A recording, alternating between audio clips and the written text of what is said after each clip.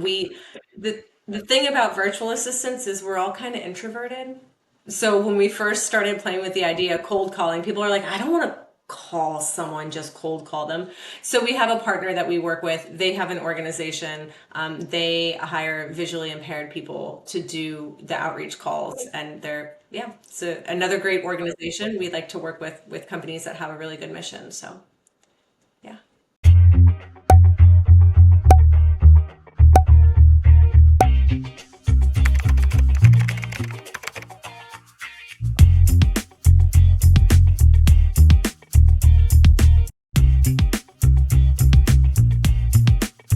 Hello, and welcome to this episode of the Ask Valor Masterminds podcast, brought to you by Advanced Services and Fuse Networks. My name's Galen. I'm Joe. Coming at you from the Creative Block Studios in Seattle, Washington. So, Joe, for new listeners and viewers tuning in, thank you. How did we get this podcast started? Sure. So it first started out as a Facebook group page, and the purpose was to bring on different businesses to kind of just talk and communicate with one another, ask questions, share tips on how they can grow their businesses.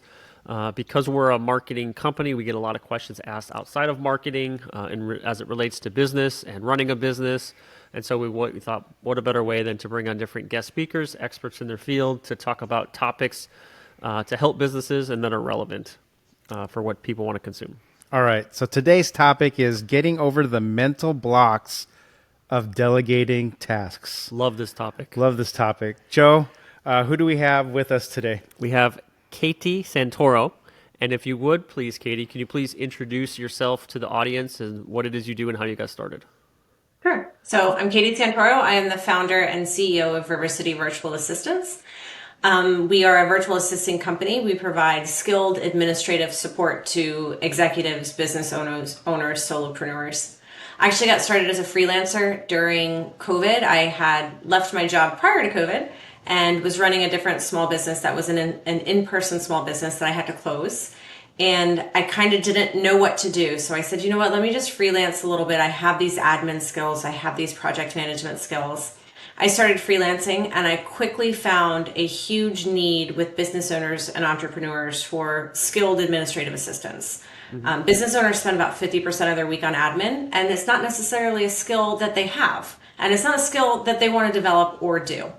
So as I started to freelance, I got busier and busier, and I started noticing my friends leaving the workforce. So college educated women, diverse career backgrounds, but really needed the flexibility of part-time work because of caretaking responsibilities. So I started recruiting them. And we are now an organization of 18 assistants. We all work virtually from home. We're all US based, and we assist over 40 clients. Congrats. So we've heard of a lot of people pivoting and starting new careers during COVID and everything. Did you see the rise for virtual assistants because of COVID, or do you think that need was always there and people just finally discovered I could outsource this need as opposed to hiring someone next to me in the office? I think the need was always there. I think COVID made it easier for people to go out and fill that need. There's a lot of people who were freelancing and trying to be virtual assistants. And when I started my first business in 2018, I had a virtual assistant. It was an in-person business, but it was, something that was just open specific hours during the day.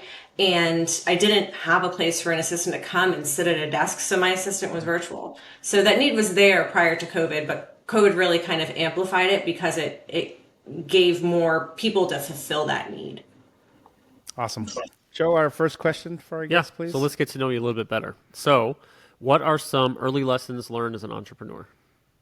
One of my earliest lessons is to not trust your fear. There's a lot of fear in becoming an entrepreneur, and it'll hold you back. It'll hold you back from doing things that you could really be great at.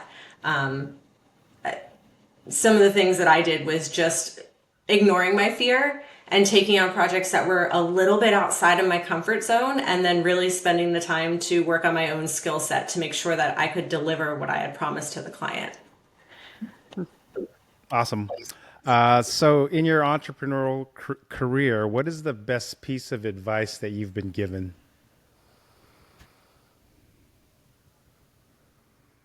the like forget your fear, that came from a client, one of my very first clients. It was, and it's a very specific quote, but it includes a bad word, but it is, your fear is full of, and it was something he told me as I was trying to get over like some blocks in growing my team. So yeah, it was a piece of advice that was given to me, and it's a piece of advice that I then share with everybody else because it's so relevant. And it's not even relevant only to our businesses, but also just how you approach life. Awesome. Okay. So your fear is full of shit, correct? Yes, if we're allowed to use words, yes, your fear is Yes, full of you shit. can. That is You can use whatever words you need to use on this podcast. okay. I didn't want to offend anybody, but yep, that is a full quote, and it's a good one. Yeah, we've had a guest come on and say one of our favorite quotes is "Fuck average, be legendary." So, Mr. Fred Carey out there, shout out to you. All right, so now we come to, or do we ask? Yeah, one more question. One more for question. you. Sorry, jumping the gun. Why is marketing important? Ooh, I would say, why isn't marketing important? I mean, it's one of those things that, I think people, when they start to see the numbers go down, they say, we should really pull back our marketing budget. But like, you can't have sales without marketing. You can't connect with your audience without marketing. You can't learn what your clients need without marketing. Like, it goes both ways, right? You're using it to learn what your clients need, but also tell your clients what they need. It's such a huge form of communication in business. And for us, it's one of our top priorities, really. Awesome. So now we come to our part of our podcast, our A Advanced Services Pump You Up Quote of the Day.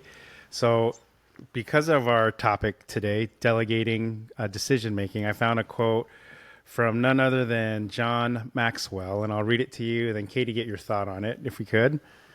If you want to do a few small things right, do them yourself. If you want to do great things and make a big impact, learn to delegate.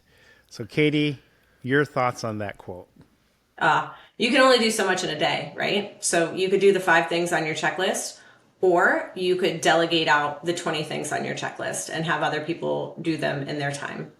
So, I mean, it's all, how do you scale things? You teach people to do what you're doing and you have them do it so that you can do the next thing and the next thing. Awesome. Thank you. Now is our Fuse Network's Did You Know segment. Millions of cybercriminals are out there on a daily basis trying to steal your information. It's not a matter of if, it's when. Small businesses account for 58% of cyber attacks annually. So help your company fight cybercrime and mitigate risk by being proactive. Call Fuse Networks, your local Seattle IT experts at 206-701-6040 for a complimentary IT network and security assessment. So I asked you to share some things. I'll read them to you, then get your thought as it relates to the topic and everything. So, Joe, would you mind reading the first one, please? Absolutely.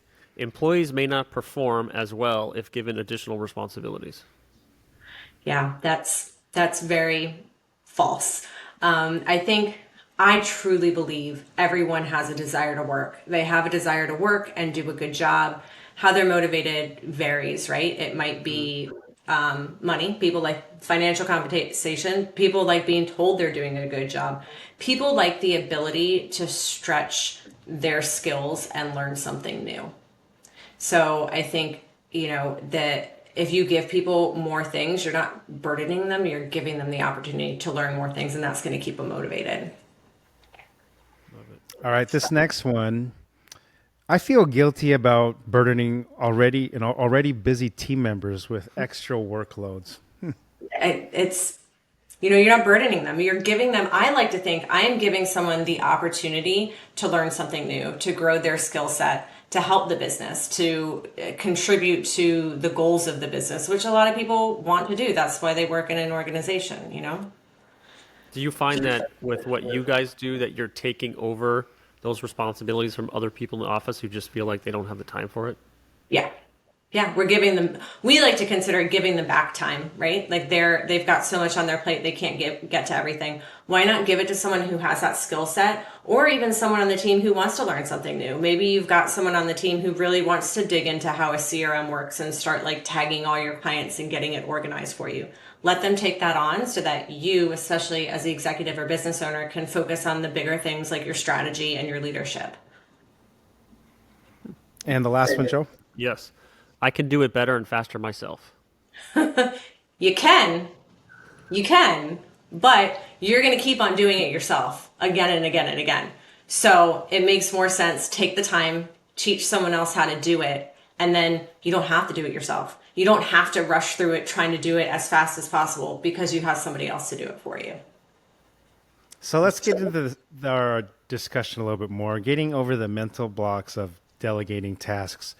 So how I see it with clients that I've worked with or spoken to or businesses that I observe, it's almost like you're hanging onto the rope and the rope is control.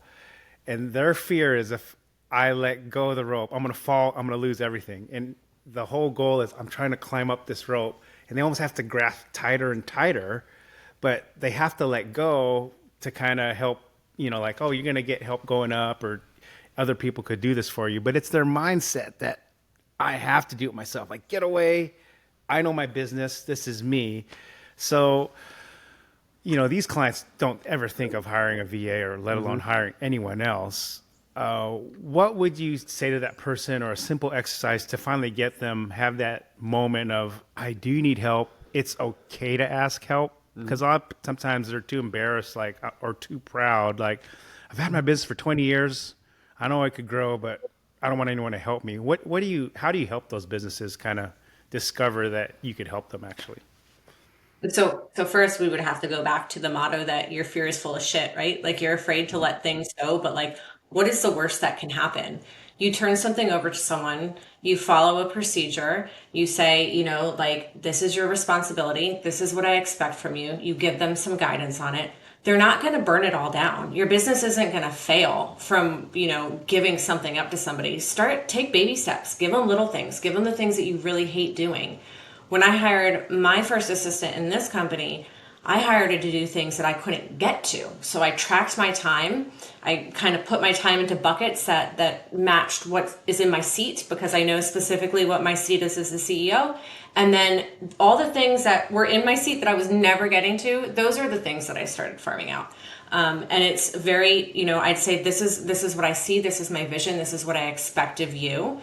Let's work on this together. And now that person does things without me even having to ask her, because I took that time. I didn't have any fear. I was like, gosh, please take these things from me. And there's really, there's not, in most cases, it's not going to cause an irreversible problem if there are some bumps along the way of learning delegation. You're not likely going to get sued for malpractice or anything along those lines, just kind of take a deep breath and start to hand things over, do it slowly, build the trust, and eventually you'll be delegating off everything. I delegate as much of my life as I can as possible. So for people who don't know what a VA is, can you explain to our audience what are some of the tasks that a VA actually does for a business or can do for a business? Yeah, it depends on your VA. It depends on kind of their specialty. So some VAs focus on just very specific programs. So they'll just do, specific CRMs or specific learning management systems. Some VAs focus on just doing, like helping you update your website, things like that. Our VAs are more on the executive administrative assistant side. So that is, I like to say that the executive admin is the manager for the executive. They are taking care of their calendar, taking care of their email, booking travel, helping them pull data at the end of the month to run their reports and their KPIs, knowing the bigger picture of the business, knowing the bigger kind of like organizational goals, and supporting the executive in those goals, and also keeping the executive accountable to things. So it can be... Oh, let me ask something then. So for those CEOs who may be listening to this right now and thinking, all right, I'm ready to delegate some things, but I don't know this person. I won't trust them just because it's someone new. What are the top 3 like low-hanging fruit tasks that are delegated? What's a good starting point to start earning that trust? Because if you're going to be your main assistant to like a CEO, you pretty much know everything about the business. And some business owners may think, I'm hesitant, but I'll try something. What are those kind of 3 easy level tasks to turn over right away? I would say one of the first ones is email. So you're going to have a little bit of faith, right? But ask questions, make sure that they're using, security guidelines that you need them to use. Delegate your email to them and let them help you start sorting it. Think about how many, I know for me, newsletters you get a day. Like I love a newsletter. I've got about 30 minutes in my morning that I can read them all. I need them going directly into an email folder that I can check when I have my 30 minutes to read them. Unsubscribing from things, marking things as this needs a follow-up from the executive, or sometimes they can answer on the executive's behalf if they have, once they're more involved and they know the answers to things. Taking that burden, taking the mental burden of just basic email management off of people can free up so much space for them. Calendar management is the same thing. So say, it happens to all of us, right? Even with modern calendars, you double book yourself. Getting out of a double booking, you've got to call a bunch of people, you've got to organize a bunch of things, you have to reschedule things, let your client do that. So email management, calendar management, and booking travel is really easy. Or research. We like to start with a lot of research. So we are very strong in the idea that you can't run your business if your life is awry, and you can't run your life if your business is awry, right? As entrepreneurs, they're so intertwined. So you can ask your virtual assistant or your executive assistant, say, it's springtime, my grass is knee high, and my lawn maintenance company ghosted me. Can you do some research, vet some people, find somebody who can come out and do this for me? That alone takes the mental burden and the mental load off of the executive, so they can start thinking about more things that they can delegate. And it starts to build that trust in a very, I guess, low risk kind of way. I mean, so they're just not just an executive assistant. Some of them are personal assistants then too. Yeah, we switch. We go both ways because we work with entrepreneurs, and I think most virtual assistants do. You have to switch. It's so intertwined. So that mental block then gets alleviated when you're helping more, just not on the business but personal side. It's almost like a mix. Like you're really the assistant for the individual, not the CEO of XYZ company. Then, right? It's almost you're meshing that a little bit. So. Mm-hmm.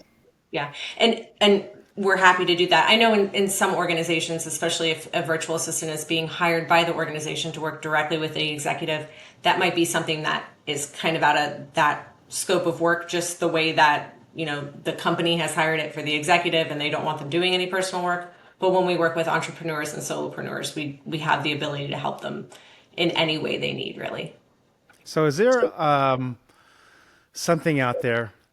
Let's say I'm a CEO of a company and I'm looking into a virtual assistant. Is there some kind of calculator out there that shows if I hire a VA for this many tasks, it frees up this % of my day or makes me more efficient? Because I think one of the blocks is it's an expense. I have to pay someone to do this, and I have people already working. They could still get the job done, or I could still get the job done. Why'd I have to pay someone else? That's a big mental block with a lot of the businesses I hear. They see the value, okay, they could be listening to this and all right, Joe, let's get a VA. Oh, it's going to cost this much? We'll table it till the next quarter. Can I answer that question maybe for you or give my insight? Yeah. So the value that I see in VAs is you're paying someone to complete tasks. When you bring someone in-house, you're essentially paying them to do tasks, but you're also paying them to sit there and do nothing. So when you're working with a VA, maybe they have 5 tasks that they need to do that day. They jump in there, they do their 5 tasks, and then they're done for the day. Which goes to my part 2 question. So thanks, Joe, for that. So let's just say you have that, you're task-based, and I asked you for what are the 3 low-hanging fruit tasks to get someone going and everything. When you step up and you have more responsibility, they pay more based on the task level they do, or is it, now you have VAs that are qualified to do this, then they cost more because they're more qualified, or is it strictly per task that you're doing is how you charge a client? It depends on the agency and the organization and how they bill and how they charge. Okay. I can tell you, for us, it's the same rate regardless of their skill set, because we do a lot of training, we do a lot of mentoring, and their skill set is going to grow with their client. We use a collective learning experience where you're not just getting the skill set of your assigned VA, but that VA then has access to our entire team to learn new things and get new skills. So our price doesn't matter regardless of their skill set. There's a couple things that are kind of, we consider them like premium, and there's a different rate for that. But for the most part, your admin and your executive admin are going to be about the same rate. We want them eventually to grow into your executive admin, right? That's the goal, to really get them on those higher level projects with you. So it depends on. For your company, then what's the pay? Are you paying for blocks of time? Is that how you do it? Yeah, we do specific blocks of time. We do that because for two reasons. One, we want our clients to be able to rely on the assistant, right? So the assistant will say, you have 10 hours a week with me. You can expect me to be in office 9 to 11 every day. The client knows that the assistant will be in office and will be there for them. On the flip side, the assistant blocks that time out on their day. It's not, they're not multitasking with other clients. They don't have their kids home with them. Like, that is dedicated to the client. So to Joe's point, they really, they sit down and they do the work, and they're not hanging out the water cooler, and they're not flipping through email for personal reasons. Like, they're really dedicated. So we do kind of that flat rate so that we can time block and we can really dedicate, which keeps us very reliable and very consistent in what we do. So what I hear then is you are also saving businesses not just time, but you're saving them money on having someone sit in an office and flip through their social media throughout the day. Yeah. They're dedicating that time directly to you. So you mentioned, just for curiosity, like premium level tasks or your premium VAs. What is considered like premium tasks or access to those people with those qualifications? For us, for the skill set that we have, it's usually building out learning management systems, and we work on one specifically. Are we allowed to name brands on the show? Is that okay? Absolutely. Oh, yes. Do it. Okay. We work on Kajabi, and it's a higher level skill set, and it just requires a lot of upkeep of knowledge, because they're constantly releasing new things, and you have to know how those new things work with the old things. It's just a bigger program. So we build differently for that, and we've got, I think, about 3 people on our team that actually work on that program. So for our audience who doesn't know what Kajabi is, can you explain that to our audience? Yeah, it's a CRM and it's a learning management system, mostly used as a learning management system. So it is how coaches and educators and anybody who wants to put a course out in the world, it's how they build their course. It houses their course. It works as their CRM, so their email management. It's also got some coaching functionality if you're doing one-on-one coaching. It's a very robust system. It's a little pricey, and people get started on it with the promise of, oh, this is so user-friendly and easy, and they get it and they say, this is not easy. It's a skill set that a business owner doesn't need to learn. They can hire someone else to do it so that they can focus on the actual, course development. So because it has email marketing in it, do your VAs also understand and how to put together email marketing campaigns? Could someone reach out to you specifically just for that? Yeah, we don't do kind of the higher level marketing skills. Like we wouldn't write the email campaigns. We would leave that to the copywriter, or a lot of times it's the owner of the company that actually writes the campaigns. But we can do the back end technical of building out those emails in the CRM and sending You had them. all the email scripts or the content, you could help enable the triggers for the thank you email, the abandoned cart email, make sure everything's going in the right place, the lists are managed, those kind of things.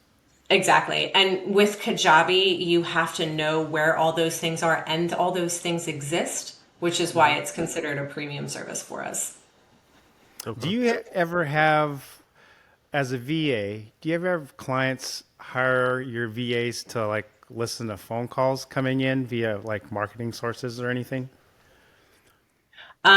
No, we would probably look at something like a transcription versus somebody listening. Okay. I come from the old school. I started my career in the legal field, where we had a dictation machine. Like there was a little thing, you listen to your headphones and you hit the thing with your foot and you would type and you were taking dictation. And nowadays, it doesn't really make sense to do that anymore, because we have all these transcription things. But if it were check the email box and just let me know who left an email or a voicemail and give me a summary of it, then yeah, that's something they could do. Okay. So I want to ask a question. So how does AI play into your field now? So you mentioned tools. A lot of these tools are AI driven and everything. how does your agency, your VAs, utilize AI as like an asset or an Or do advantage you now? use Or yeah, AI? or do you use it even? Yeah, we predominantly use like Chat GPT, and we use it as a tool. You guys know and could probably go very far into depth as to why you should not use it as your end all be all. Don't let it do your copywriting for you and all those things. We use it in ways like we'll help our clients come up with a content matrix and give them, their 100 ideas of things that they can write about. And then we give those ideas back to them. We say, these are the things you can write about when you're in a slump and you don't know what to put on your social media. Here's some topics. We can help them if they want to write a blog. We can help them, go in and give them an outline and say, here's an outline to work with. So we help them with the thought process through AI, but we don't use AI to actually do any writing. Okay. Do you guys? I'm gonna ask a question again. Do you guys do anything with helping businesses manage their marketing? We help them to support it. In what So sense? So we don't, like I said, we don't do copywriting, we don't do like SEO, and we don't do strategy. But because we usually work with solopreneurs and entrepreneurs, they're doing all that on their own. So we help support it. We take their content, we make sure that their content is spread over their different socials. We schedule it for them. We do a lot of editing of writing, making sure that they're updating their blog, taking those blogs and making sure it's getting out in their newsletter. So we support their marketing efforts, but we don't do any of the strategy behind it. What about 'Cause cold it's outreach? What about like phone call cold outreach for businesses? So let's say me as a marketing company, I buy a list of 4,000 people and I need someone to make phone calls and set appointments. Is that something you guys could do? We have a partner that does it. Okay. Yeah. The thing about virtual assistants is we're all kind of introverted. So when we first started playing with the idea of cold calling, people are like, I don't want to call someone, just cold call them. So we have a partner that we work with. They have an organization. They hire visually impaired people to do the outreach calls, and it's another Oh, great that's awesome. organization. We like to work with companies that have a really good mission. So yeah. Awesome. What was I going to ask? I had something I was going to ask, and it just kind of left my mind. While Shoot. Galen's thinking, how can people get in touch with you? Sure. I'm on LinkedIn. It's Katie Santoro on LinkedIn. Rivercity-va.com is our website. If you go there, you can schedule a call directly with me. And I'm always available via email, which is just katie@rivercity-va.com. Who are some of your favorite types of businesses to work with, like industry specific? We don't really, it's not an industry specific. We get asked this a lot. We don't really focus on a single industry. We focus on kind of the type of person, right? We like working with businesses, women-owned businesses, businesses that are very mission driven. They're out in the world trying to do something good. And we like working with clients that are busy and need the help and can keep us busy. We really enjoy staying busy. So. I don't know if you're going to answer this question, but have you ever fired a client? Yes. Why? So when I started this business, I was coming out of burnout, and I was in burnout because my career and then running my business didn't allow any boundaries. There was no boundaries in my life. I wasn't following my own boundaries. When I started this, I started setting boundaries. Boundaries are all over our business. They are in our contract. Like you cannot contact your assistant at 7 p.m. on a Friday night because you're having an emergency. Like it just is not allowed. So we have had clients that can't follow those boundaries. And when when it starts to encroach upon our assistants' personal lives, we have to Terminate. end contracts. Yeah. We'll work with you, right? Like, why is this happening? Was there really an emergency? Was it our fault? Is your business just on fire? Can we support you in any other way? By the way, these are our boundaries. You need to adhere by them. And if they can't, then we'll fire a client. I mean, because everything with the business they feel like is an emergency. So I understand if you're not setting proper boundaries, then people are going to walk all over your VAs. Yeah. I remember the question I was going to ask.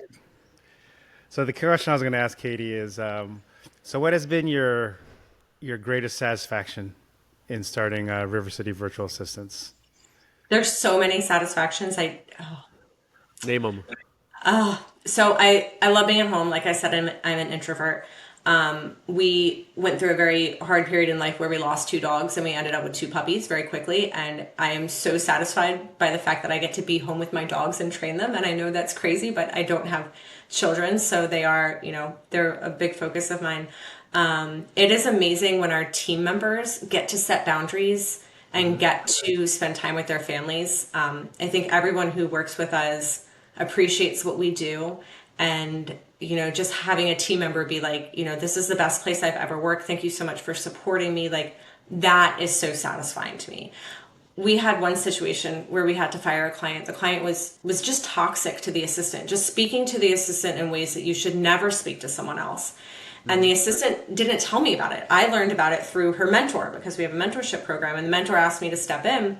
And I stepped in and I called the assistant. I said, "You're not in trouble, but this behavior isn't acceptable. What is going on?" And she was so afraid to tell me, and she finally told me, and I was like, "We are going to get rid of this client and we are going to match you with someone who doesn't speak to you that way. You didn't do anything wrong." And just like the relief, she said, "I have never been in a job where I was respected so much that I was taken off of a project that was toxic." Like, she had just worked in jobs where she had to be with toxic bosses, and we don't wow. allow that. So being able to give people that boundary and like assure them, like, you're still going to have a job. It's just going to be a little different because you're not going to have to work with this person anymore. That's very satisfying for me. Oh, one more question I have. So have you ever had a client, you match them up with a specific VA, just say, it's not a good match. She sounds like my ex-wife or someone I didn't like. Have you ever had that situation where it's not because of the qualified person, but just some personality mesh or the feel wasn't right? Have you ever had to deal with that? Not that specific situation, not they sound like my ex-wife. Personality is something that we match on. We match on availability, skill set, and personality. We have had people not be a good match for skill set, right? So that gives us the opportunity to train the assistant and help their skill set.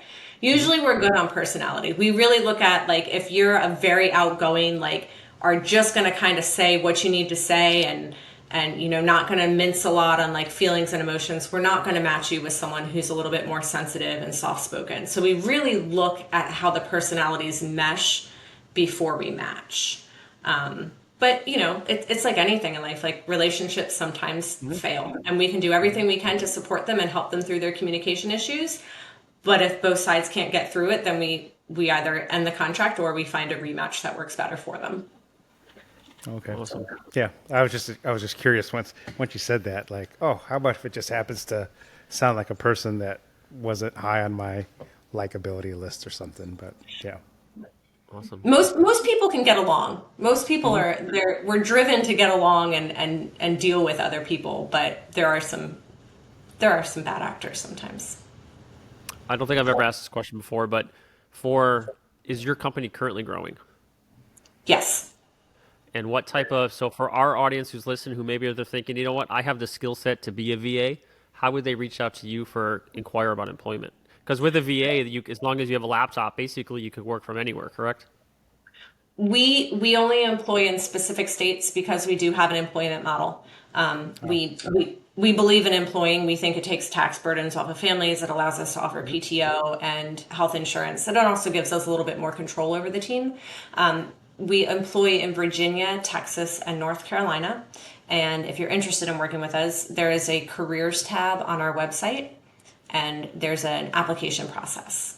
We ask for an application versus a resume because we work with parents and caretakers that are sometimes coming back into the workforce, and we want to hear about the skills that they've gained outside of the traditional workforce. We've got people that work with us that were volunteering to run their entire preschool programs at their church, like things that wouldn't necessarily show up on a resume. Those are the things we want to hear about because we think there's a lot of value behind the skills that caretakers take on outside of the workforce. Oh, that's awesome that you actually recognize that, because a lot of that, especially during COVID, people were doing things they wanted to for a passion and not thinking of survival necessarily per se. Mm-hmm. So I applaud you for that. That's pretty cool, reaching out. So yeah. One of the questions I love is, tell us something that you learned on your own and how did you go about teaching that to yourself? And we have people be like, oh, well, I wanted to learn how to use a 3D printer. So I took this course and now I 3D print these beautiful earrings and sell them on Etsy. And I learned how to set up my Etsy account. And like, those are things that would never show up on a resume, but you've just told me that like you can work a 3D printer, you can take a course, right? That's like, you can follow through on things, and then you set up an Etsy shop. Like that's a huge skill, but that would never Yeah, you have the necessarily. hustle bone up in you. So Yeah, that's pretty cool. yeah. Well, thank you, Katie, so much for joining us on our podcast. We'll invite our viewers to connect with you should they need to. But on behalf of our sponsors, A Advanced Services and Fuse Networks, my name's Galen. And I'm Joe. Coming at you from the Creative Block Studios in Seattle, Washington. Katie, thanks for joining us again. It was a pleasure. And thanks, everyone, for watching and tuning in to this episode of the Ask Valor Masterminds podcast. Thanks, everyone. Thank you.